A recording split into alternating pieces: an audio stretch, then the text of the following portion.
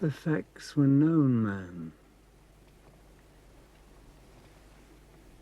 Toby ordered me not to approach anyone or to try and make my story heard.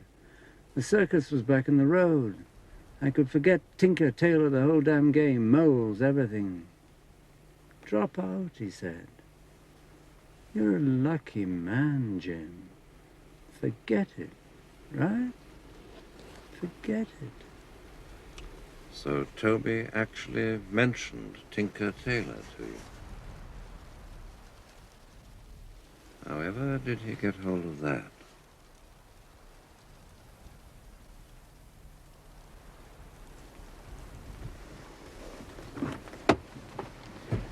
And that's what I've been doing. Obeying orders and forgetting.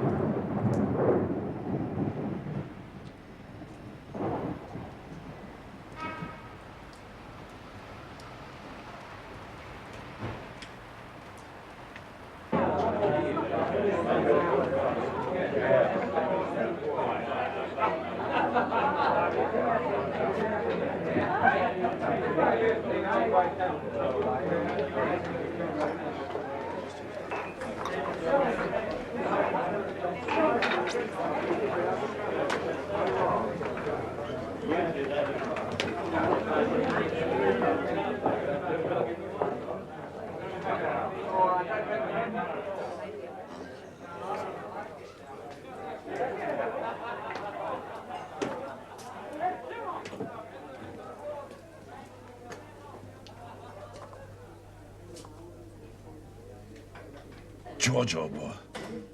What an amazing thing. Trust you popping up out of nowhere. How are you, Jerry? George, this is terrific. What are you doing now? How's the demon wife? How's everything? No, damn it. First things first. What'll you have? You don't fancy a bottle of the bubbles, do you? Shall we? A brandy and ginger ale would suit me very well, thanks. You sure? All right. Hey, Linda, sweetheart. Give us a double brandy, a bottle of ginger ale, and another bucket of gin, will you? Good girl, lad. I think I'll marry her. How many would that be, Jerry? I'm a divorce addict, a hopeless case. Not lucky like you, George. But there's only one Anne. Now, I'll do a deal with you, an offer you can't refuse. I'll shack up with Anne and be the envy of London, and you can have my job on the comic. You've got just the turn of phrase for the women's ping-pong. Inscrutable Chinese wizardetti. Do you fancy it? Is that the task for today? Oh, much bigger stuff, old boy. Footer, the opiate of the people. Heap big transfer. Scottish Thunder Boots to rescue of ex-champions now on the slide. Thanks, Linda, my love. Do you want me to write it down, Mr. Westerby? Ah, please, Linda. Cheers, George. Cheers. This isn't entirely a chance meeting. I got the letter you wrote me last football season. I burnt it straight away. Right. Thanks. Stupid of me. Talking out of school. Sorry. No. You obviously did what you felt was the best thing at the time, and so did I. Haven't seen many of the boys and girls lately, as a matter of fact. I guess they put us both on the shelf. With me, I can hardly blame them. Firewater not good for braves. I think our blab crack up. I'm sure they don't. I expect they're just resting you up for a bit. They do that, you know. In case you've been wondering, I didn't tell anyone else about your letter. I was out of favor, indeed, out of work by then. Writing to me wasn't what put them off you, if that's what you thought. In your letter, you said you were a bit worried about Toby Esterhazy. Felt you ought to get something off your chest. Yes, well, I got all xenophobe and suspicious. Thought Tobe had gone a bit haywire, as a matter of fact. I should talk. Tell me now. You'd just come back from Czechoslovakia, hadn't you? Last job I did for Tobe. Looks like the last I'll ever do. Letterbox job? Yes. Nothing to it, really. Telephone kiosk, ledge at the top, dump a little package, ready for collection. That was Budapest, the Czechoslovak thing I ran into by accident.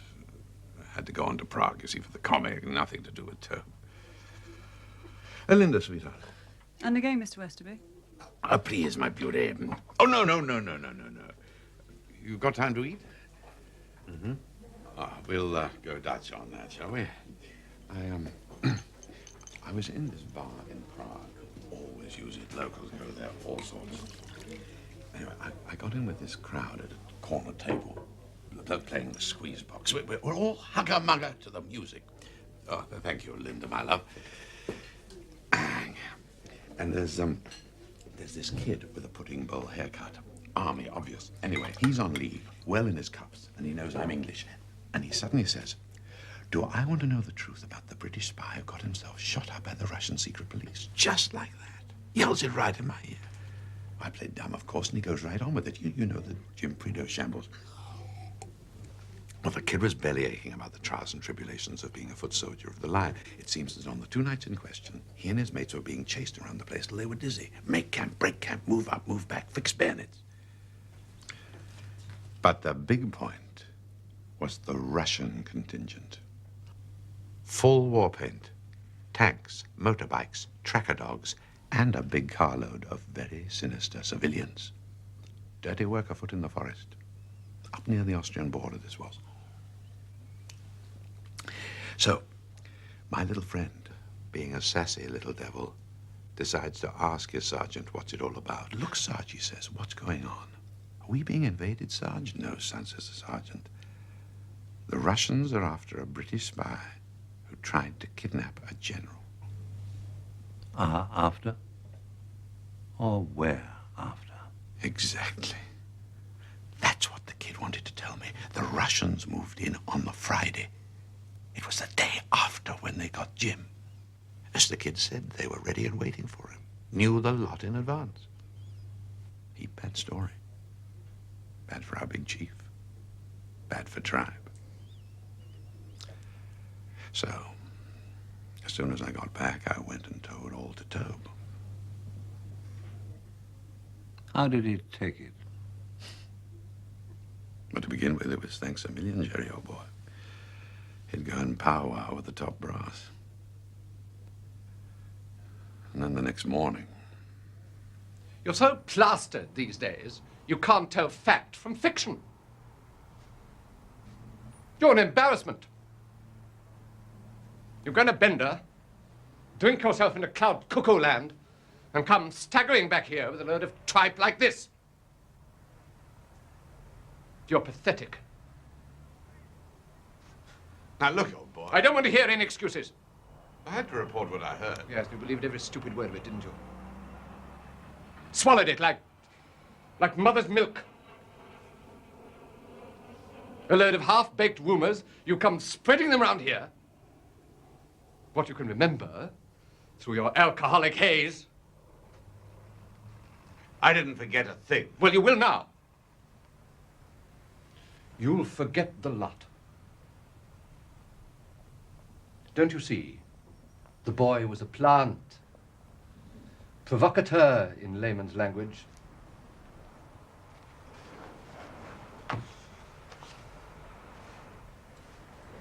He was doing a job for Moscow Center, object disruption, make the circus chase our own tails. And you fell for it, Jerry, that's all.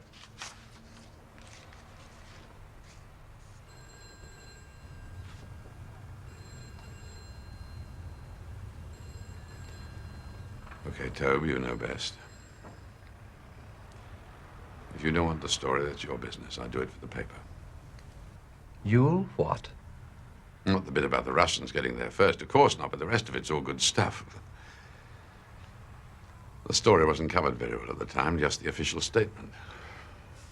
Now, if old Jerry gets himself a splash about the day the Czechs mobilized for the Third World War, except it was one lone Englishman surrounding him all by himself, that's a good piece.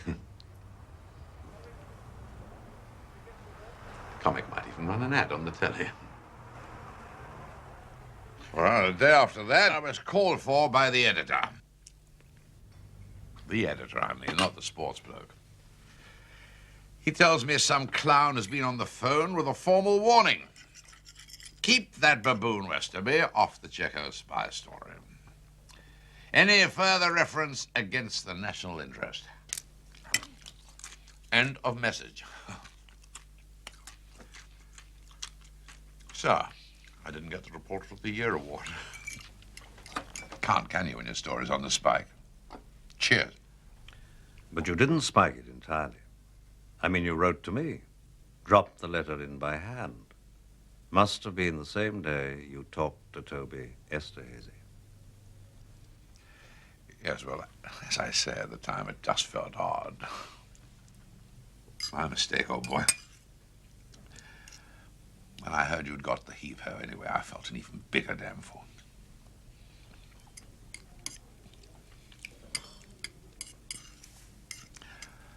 I thought it was you who phoned the editor, you see. It wasn't.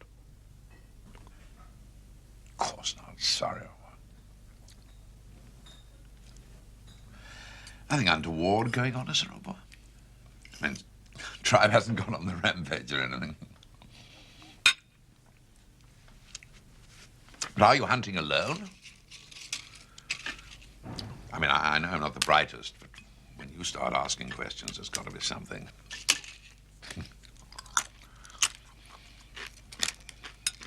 All I'm saying is, any time I want. Thank you, Jesse.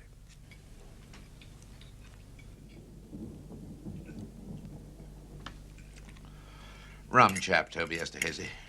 But good. My God, first rate, brilliant, my view, but rum. Don't forget to give my love to Anne, will you? One of the great marriages, that always said so. Oh, come on, Jerry, out with it. Did Toby say something about Anne? Some story had got. I told him to stuff it up his silk drawers.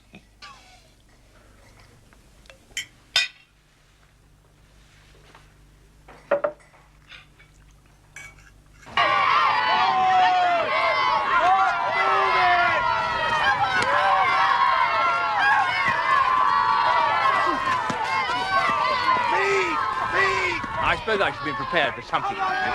Take on a temporary, the last thing you expect is loyalty. Well done, that boy. We're going to lose this match. So much for Prideaux's coaching.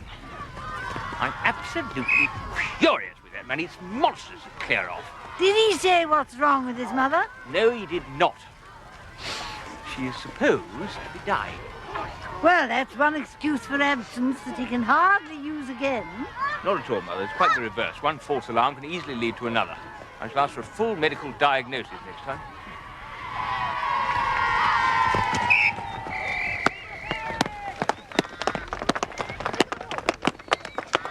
Those front row forwards of theirs look overage to me.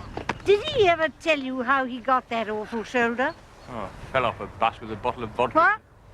Fell off a bus with a bottle of vodka inside him, I shouldn't wonder. suppose I shall have to take his French. Oh, come on, Thursgood! Be tough! He's gone in the Alvis because he'd never trust any other form of transport. But if he'd gone for good, he wouldn't leave the caravan behind, would he? Stands to reason, that. Besides, he'd have said goodbye properly, Rhino would.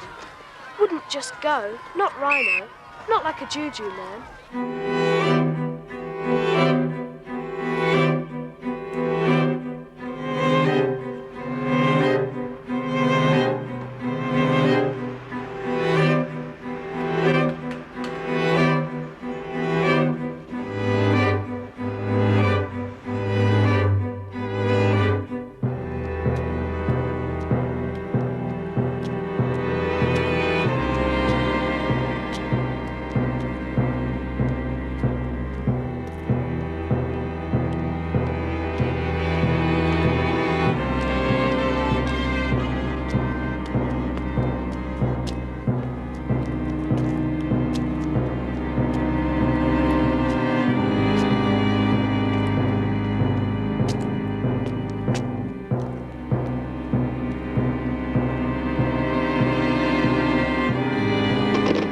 Come about the furs.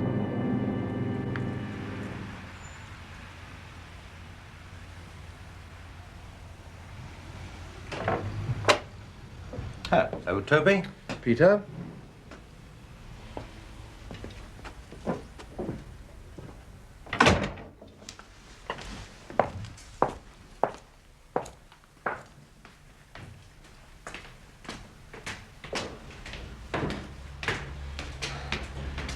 It's not exactly 5-star, but then we are shopping a bit down market.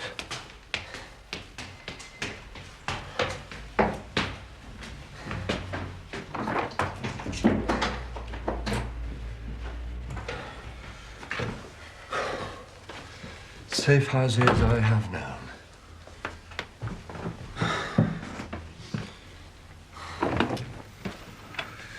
Take the weight off your feet.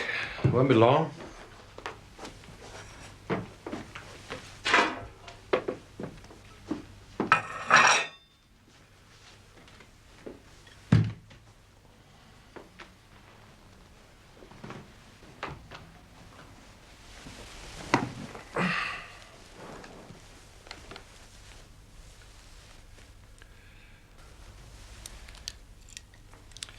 So we're expecting a Pole, are we, Peter? A Pole in the fur trade you think I might like to take on as a courier? I'd like him on my own payroll for preference. It looks useful. But what's the point? My lads are underemployed as it is. Very generous of you, Peter.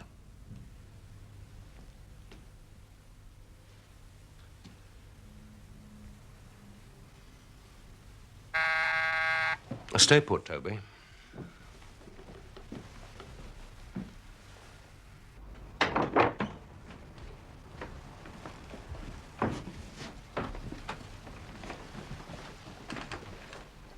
Sorry about this, Toby.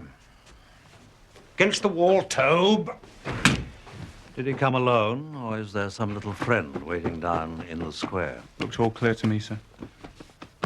Go back to the other room and don't take your eyes off the street.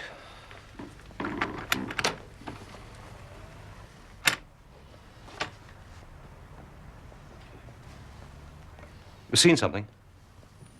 Turn the light out a moment.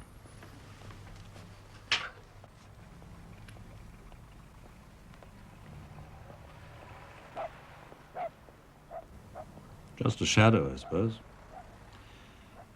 Yes, I think so.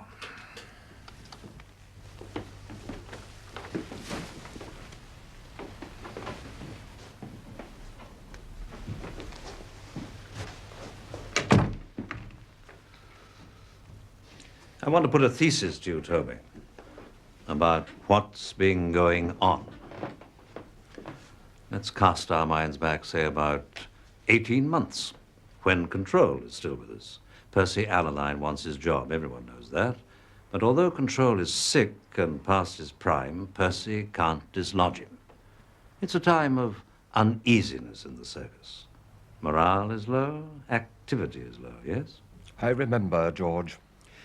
Well, Percy's door opens one day and one of our senior men walks in. We'll call him Gerald. Oh, it's just a name.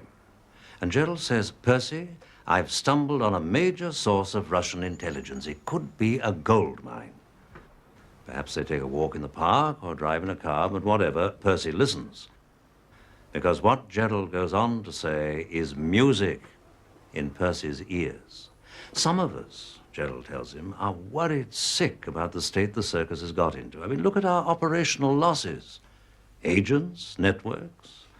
He's careful not to suggest there's a traitor inside the circus, but he emphasizes that slovenliness at the top is leading to failure all round. That is to say, it's all control's fault. My thesis, you understand.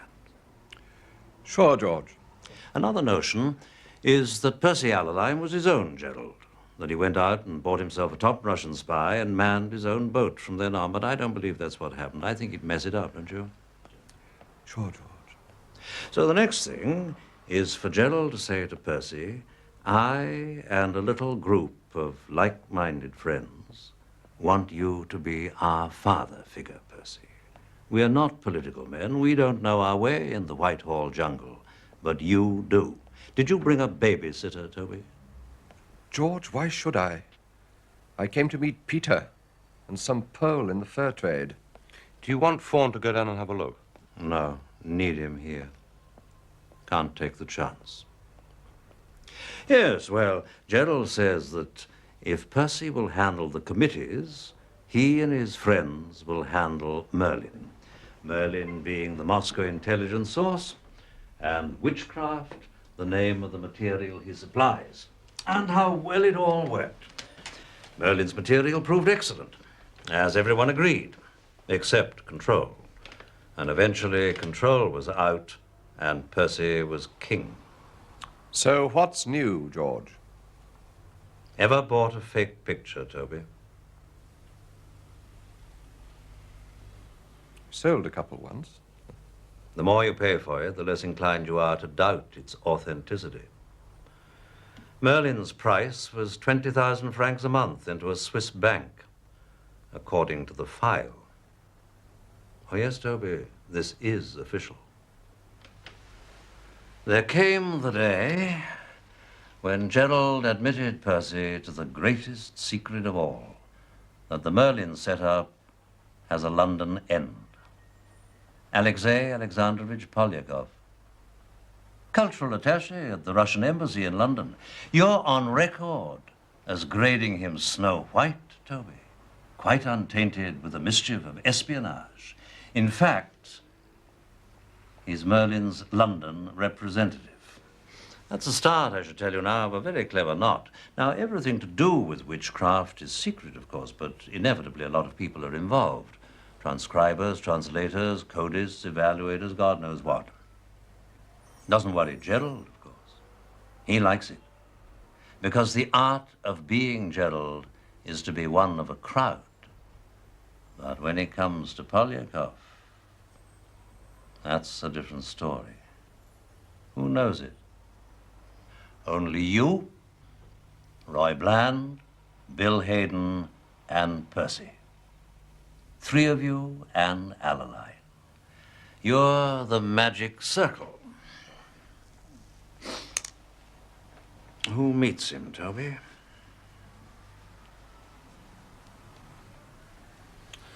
For God's sake, let me sweat the bastard.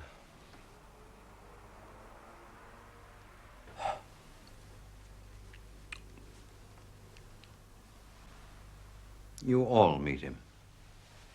How's that? Percy represents the authoritarian side, asks after his wife, suggests it's time he took a little holiday. Very paternal Percy would be. Bill Hayden, I think, would see Polyakov much more often. Bill's a Russian expert, for one thing, and he's good entertainment value. I'd expect Bill to shine when it comes to the briefings and follow-up sessions, making sure the right messages went back to Moscow. Roy Bland's good on economics as well as being top man on the satellite countries, so he'd have plenty to chat about. Then there's you, Toby. You'd have your solo sessions with Polyakov because there's tradecraft to discuss and all those little snippets about goings-on inside the embassy, which are very much your field. And if the Magic Circle wanted Polyakov to do some photography inside the embassy, it would be you who would supply the film. Replenish his stock from time to time. Take him little sealed packets. Toby, you wouldn't be lying, would you? Did you bring a babysitter? Cross my heart, George, I swear to you. What would you use for a job like this? Cars? No, on foot. Keep walking them through. How many? 8, 10, maybe. What about one man alone? One? Never. Impossible. I can call Mendel to take a look. I'm sure Toby's right. Listen, George. I know Polyakov works for Moscow Center. Of course I do. We all know. But come on. Think how many other operations we've run this way. We've bought Polyakov, right? He's a Moscow hood, but he's also our Joe. Now, he's got to pretend to his own people that he's spying on us. So we've got to give him one or two goodies now and again. Sure, I've passed him the odd sealed packet. Chicken feed. So he can send them home and Moscow Center clap him on the back and tell him he's a big man.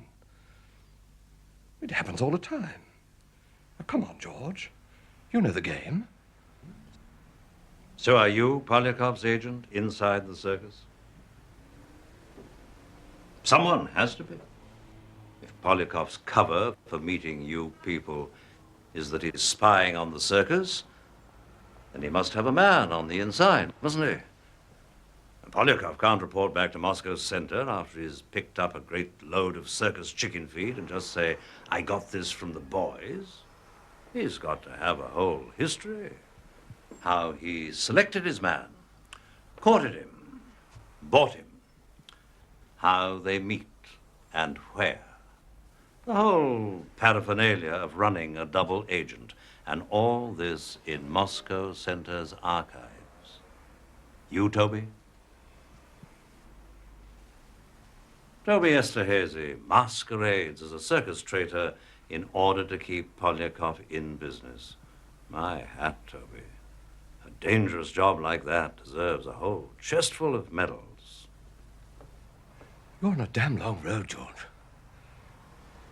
What happens to you if you never reach the other end? With Lakon and the minister behind me? Why become the little guy? Why not go for the big ones? Percy Allerline, Bill Hayden. Thought you were a big guy these days. You're the perfect choice, Toby. Resentful about slow promotion, sharp-witted, fond of money. With you as his agent, Polyakov has a cover story that really sits up and works. The big three give you the little sealed packets of chicken feed, and Moscow Center thinks you're all theirs. The only problem arises when it turns out you've been handing Polyakov the crown jewels and getting Russian chicken feed in return. If that's the case, Toby, you're going to need some good friends, like us. Gerald, of course, is a Russian mole, and he's pulled the circus inside out. But witchcraft material isn't chicken feed. It's the best. It was good at first. Listen, George, suppose you're wrong. Toby. Who told you to muzzle Jerry Westerby? The same person who sent you down to Sarat with £1,000 for Jim Prideaux and the instruction, get lost? Speak up. Was it Percy? I think so. Maybe it was Bill, though. Well, listen, it was a big operation. Sometimes Roy. It never seemed to come straight from one. There was a committee. I took a lot of orders. You told Prideaux to forget about Tinker Tailor. Where did that come from? I never knew what that meant. Now, George, that's the truth. Poor Toby. Yes, I do see. What a dog's life you must have been leading, running between them all. George, if there's anything I can do of a practical nature... Oh, you know me, George. My boys are pretty well trained. If you want to borrow them... I'd have to speak to Lacon, of course. But, well, you'd expect that.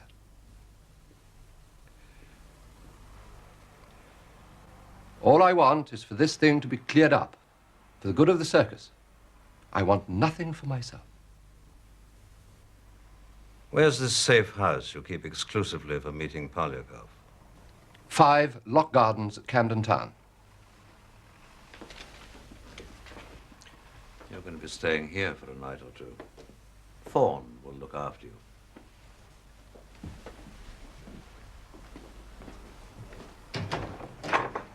Fawn, you'll have to make appropriate explanations to the circus by telephone. You're having girl trouble or whatever sort of trouble you're in these days. Then there's your wife, of course. Sure, George. I can handle that. If he's any bother, Fawn, use your own discretion.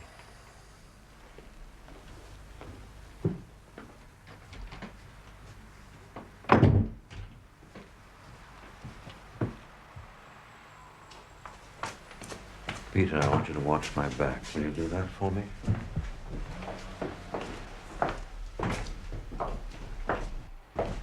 Look for one man, but look. We will join up at Sussex Gardens.